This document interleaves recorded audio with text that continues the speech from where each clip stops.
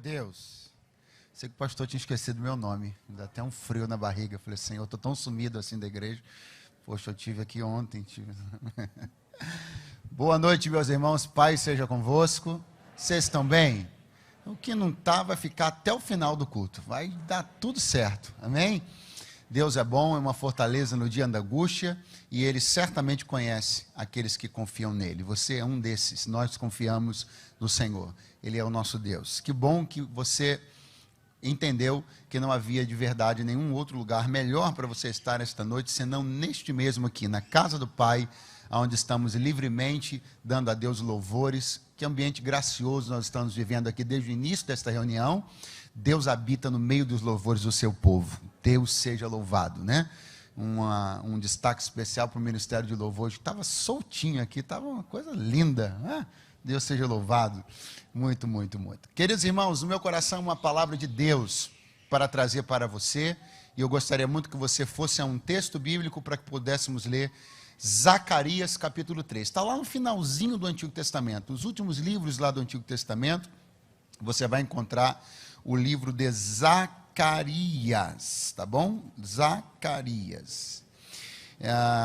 Quero agradecer, como sempre, não é um enfado fazer isso, mas eu sempre me sinto renovado na gratidão. À medida que as oportunidades se renovam, minha gratidão também se renova. E eu quero agradecer mais uma vez a esta oportunidade tão importante para a minha vida como pregador.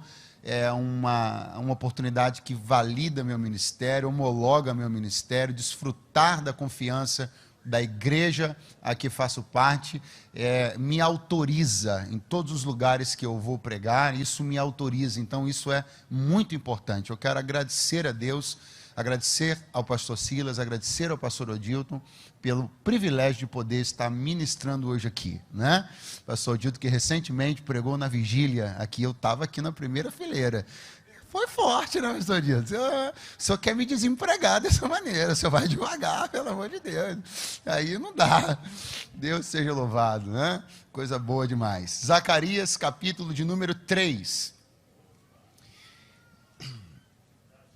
Zacarias, capítulo de número 3. Quem encontrou, diga bem forte, eu amo a Bíblia.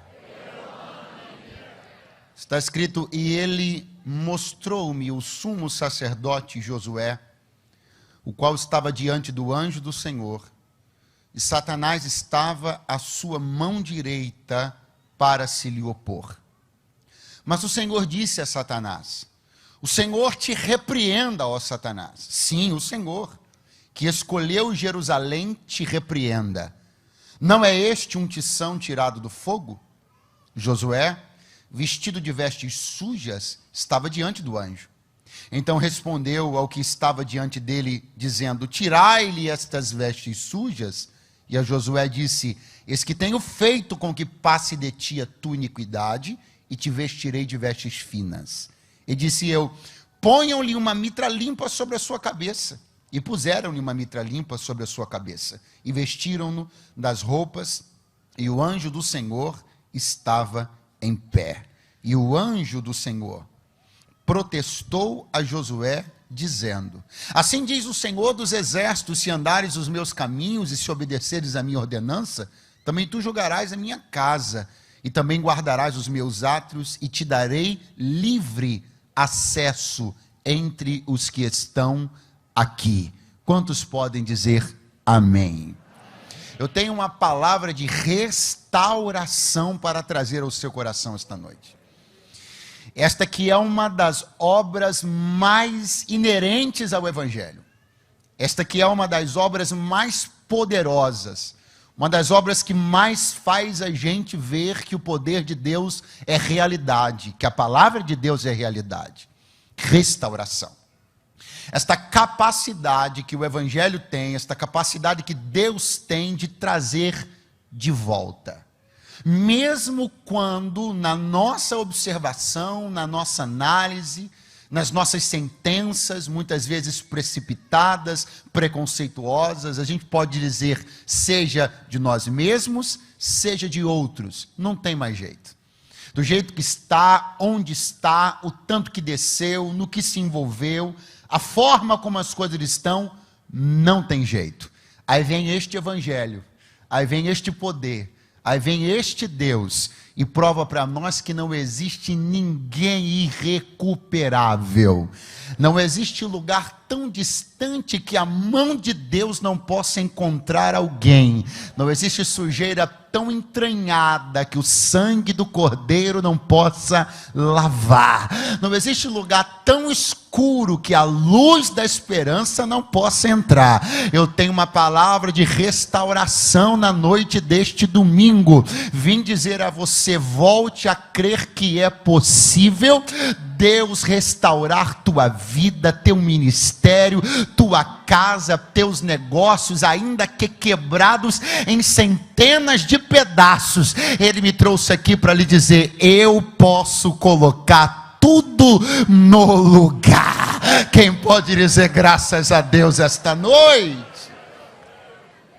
Personagem central da história que lemos é Josué. Não é aquele Josué que serviu Moisés e veio a sucedê-lo. Não é este Josué. É um outro Josué que viveu muitos anos depois. Não foi um líder como Josué que sucedeu Moisés foi, mas exerceu um tipo diferente de liderança, uma liderança sacerdotal.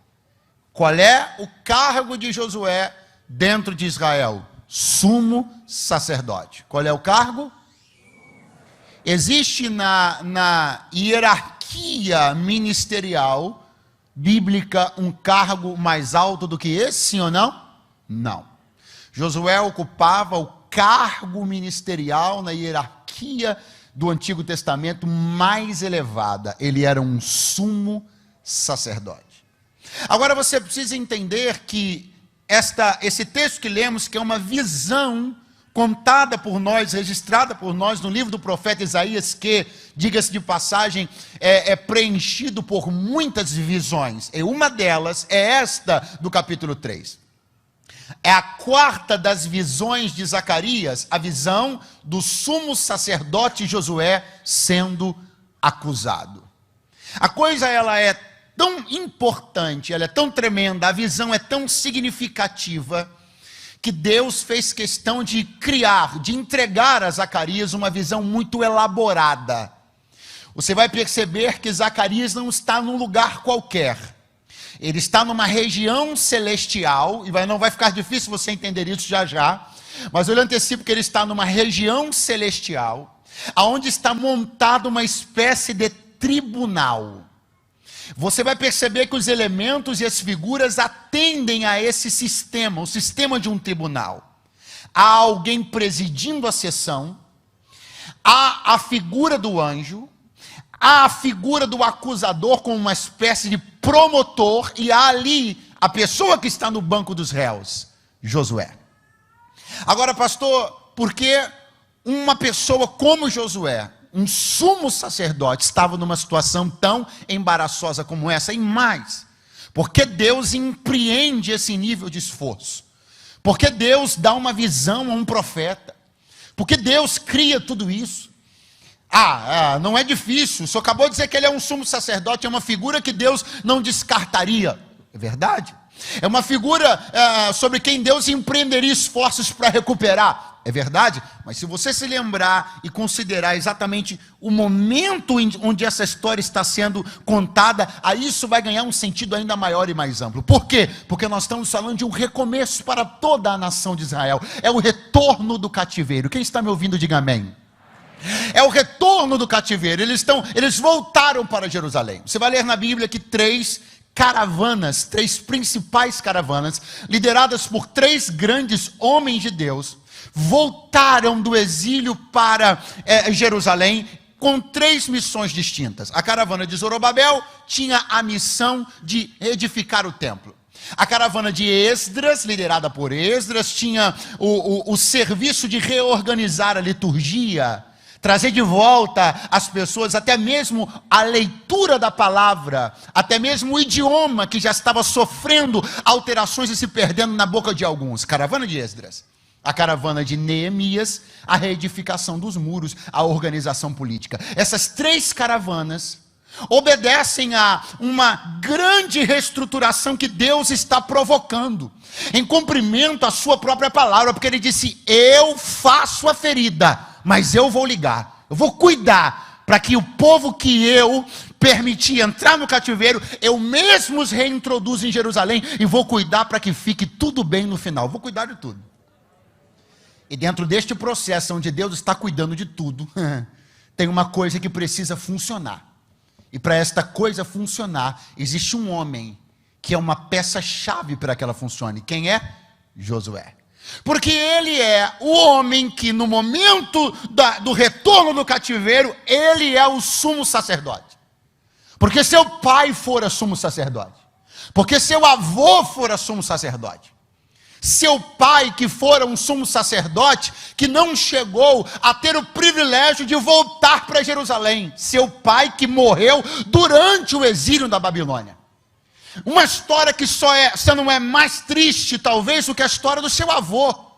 Porque o seu avô, Seraías, foi morto quando os babilônios entram em Jerusalém, atropelam e matam o sumo sacerdote da época, que era o avô de Josué. Então agora ele tem um pai que morreu frustrado no cativeiro sem ter a experiência do retorno. Ele tem um avô que morre dentro de Jerusalém quando da invasão da Babilônia. E agora quem é que está voltando como sumo sacerdote? Ele. Só que ele está voltando quebrado. Está voltando com a sua mitra suja. Está voltando com comprometimentos. Está voltando com embaraços. Só que Deus não quer apenas que o muro se erga, Neemias. Deus não quer apenas que o templo se levante, Zorobabel.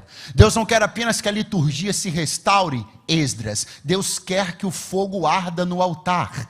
Deus quer que os sacrifícios voltem. Deus quer que o povo tenha comunhão com Ele. Deus quer que as celebrações aconteçam. Deus quer que as turmas sacerdotais se restabeleçam. Deus quer que o incenso seja queimado no incensário. Deus quer que as ofertas sejam entregues no altar. E para que estas coisas aconteçam, Josué precisa estar de pé, precisa estar restaurado. Eu preciso que você entenda que é apequenar demais as coisas, você pensar que tudo isso é sobre você. Você é uma pessoa importante? Sim. Você é alvo da restauração de Deus? Sim. Se fosse só por você, valeria a pena Deus fazer tudo que vai fazer? Sim. Mas é bom você considerar que não é só por você, não. É pelas tantas pessoas que estão olhando para você, Josué. Porque quando você se levantar, mais gente vai se levantar. Porque quando você tomar o incensário outra vez, mais gente vai voltar a crer no poder